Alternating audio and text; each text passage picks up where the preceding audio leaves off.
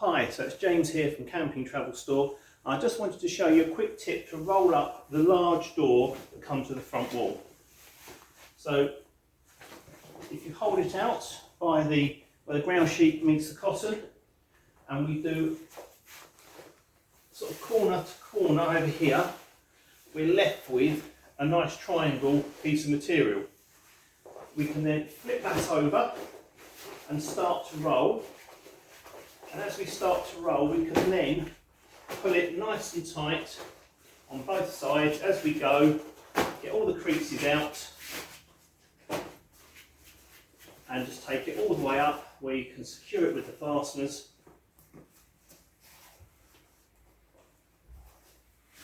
And that's how to neatly roll it on your own.